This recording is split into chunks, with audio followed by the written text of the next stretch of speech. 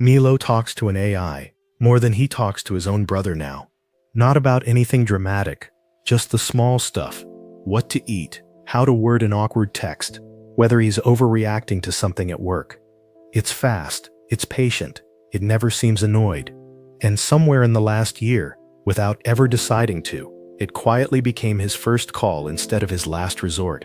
Here's what nobody tells you about talking to AI every day.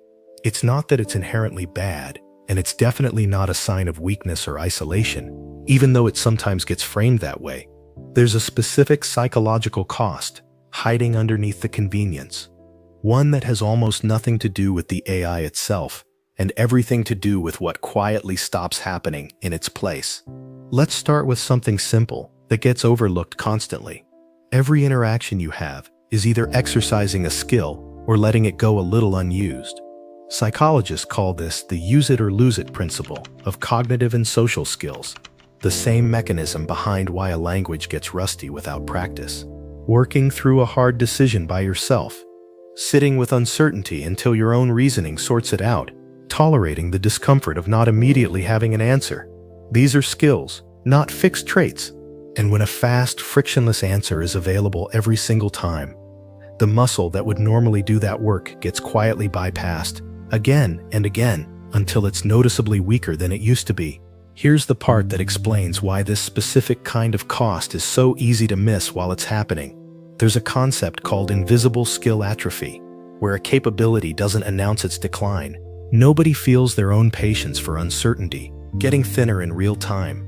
It shows up later, in a moment that actually matters. A genuine conflict, a decision with real stakes, a conversation that can't be scripted in advance, and suddenly the tolerance for sitting in discomfort without an immediate resolution just isn't there anymore, because it hasn't been exercised in a long time. But wait, there's a second, quieter cost, specific to using AI for emotional processing rather than just logistics. When you talk through a hard feeling with another person, something happens that researchers call co-regulation, where two nervous systems actually influence each other. Tone of voice, pacing, presence, all working together to help calm a stress response. It's part of why simply being in the room with someone you trust can lower your heart rate, even before either of you says anything useful. An AI conversation can feel calming in the moment, but it cannot provide co-regulation because there's no actual nervous system on the other end responding to yours. The relief people feel is real. It's just a different mechanism, closer to distraction or reframing than genuine physiological downregulation. There's also something worth naming about what happens to relationships when AI quietly becomes the default first stop for processing something difficult.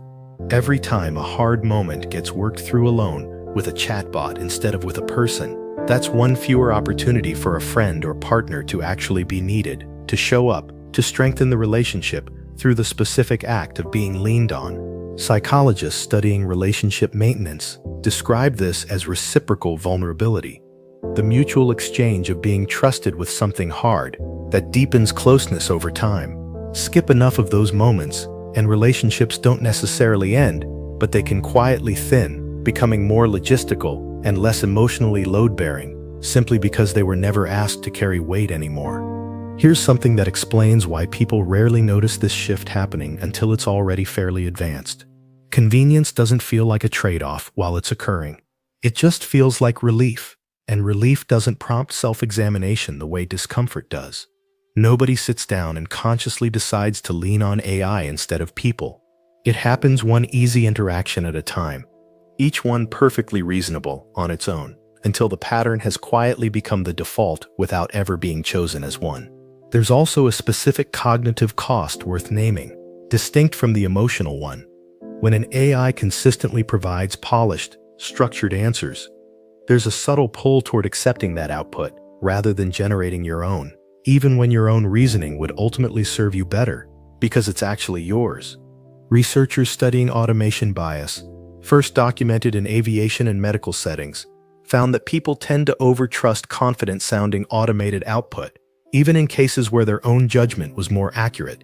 That bias doesn't disappear just because the automation in question is a conversational chatbot rather than a cockpit system. Now here's something worth being clear about. Because the goal here isn't to demonize a genuinely useful tool. Talking to AI daily isn't inherently harmful, and for plenty of tasks, it's a legitimately good use of a legitimately good tool. The cost isn't in using it. It's in what quietly stops happening around it, when it becomes the only place difficult things get processed, the muscle of independent reasoning left idle, the relationships that never get asked to hold real weight, the co-regulation that never gets the chance to happen because the easier option was always sitting right there.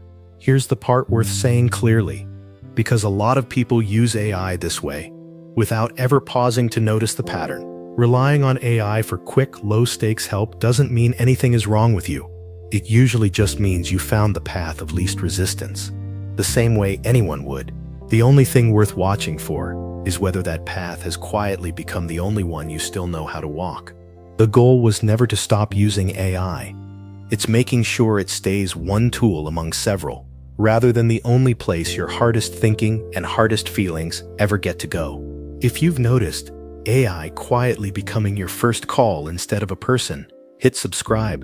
And if you want to understand why your brain wasn't actually designed for infinite scrolling, that video is going to explain more than you expect. Click it